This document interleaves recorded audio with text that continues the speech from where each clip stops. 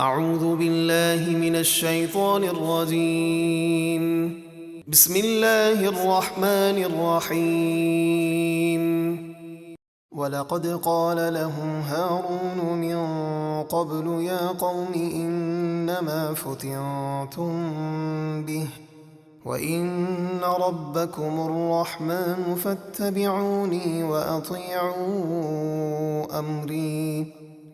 اور بے شک ہارون نے موسیٰ کے واپس آنے سے پہلے ہی ان لوگوں سے فرما دیا تھا کہ اے میری قوم، تم اس بچھڑے کی وجہ سے محض فتنے میں پڑ گئے ہو، لہٰذا اسے نہ پوجو، اور بے شک تمہارا رب رحمان ہے تو تم میری پیروی کرو اور میرا حکم مانو۔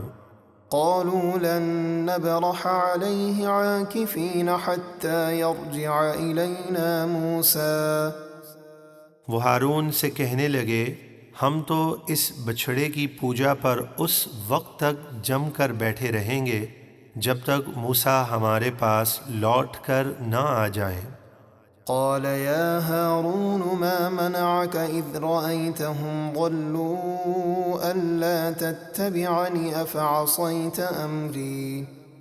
جب موسیٰ علیہ السلام کوہ طور سے توریت لے کر واپس تشریف لائے اور آپ نے قوم کو بچھڑے کی پوجا کرتے پایا تو غیرت ایمانی کے جوش سے حضرت ہارون کے سر اور داڑھی کے بال پکڑ کر موسیٰ نے فرمایا، اے ہارون، جب آپ نے انہیں گمراہ ہوتے ہوئے دیکھا تھا تو آپ کو کس چیز نے روکا کہ آپ میرے پیچھے چلے آتے؟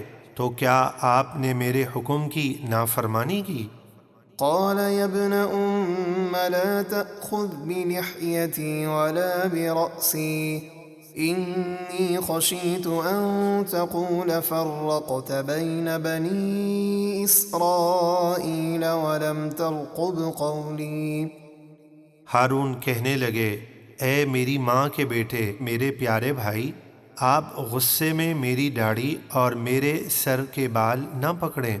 قوم کو چھوڑ کر آپ کے پاس آنے میں مجھے یہ ڈر ہوا کہ آپ کہیں گے کہ اے ہارون، تو نے بنی اسرائیل کو فرقوں میں تقسیم کر دیا اور میری بات کا انتظار نہ کیا۔ قال فما خطبك يا سامري۔ موسیٰ نے سامری سے فرمایا، اے سامری، تیرا کیا حال ہے؟ تو نے ایسا کیوں کیا؟ قال بصرت بما لم يبصروا به فقبضت قبضة من أثر الرسول فنبذتها وكذلك سولت لي نفسي۔ سامری بولا، میں نے وہ منظر دیکھا جو لوگوں نے نہ دیکھا کہ حضرت جبریل ایک گھوڑی پر سوار ہیں اور جس جگہ ان کی گھوڑی کے قدم پڑتے وہاں سبزہ اگ آتا، تو میں نے فرشتے کی گھوڑی کے قدموں کے نشان سے ایک مٹھی مٹی اٹھا لی، پھر میں نے اسے بچھڑے کے منہ میں ڈال دیا، جس سے بچھڑا آواز نکالنے لگا اور میرے دل کو یہی اچھا لگا۔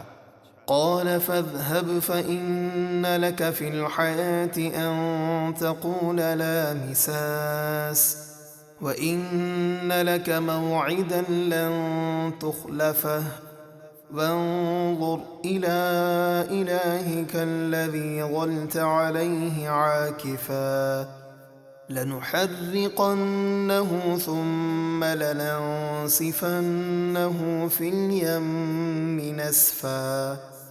موسیٰ نے فرمایا، تو یہاں سے چلا جا، بے شک اب دنیا کی زندگی میں تیری سزا یہ ہے کہ تو زندگی بھر کہتا پھرے گا کہ خبردار مجھے کوئی چھونا نہیں، لہٰذا اب جو شخص سامری کو چھوتا اسے اور سامری دونوں کو شدید بخار ہو جاتا اور سامری شور مچاتا پھرتا کہ مجھے کوئی چھوئے نہ۔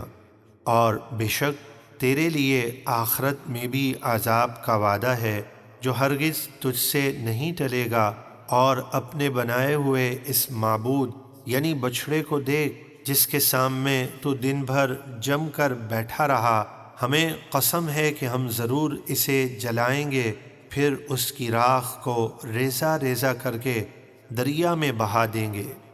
انما الہکم اللہ الذی لا الہ الا هو وسع کل شیء علما۔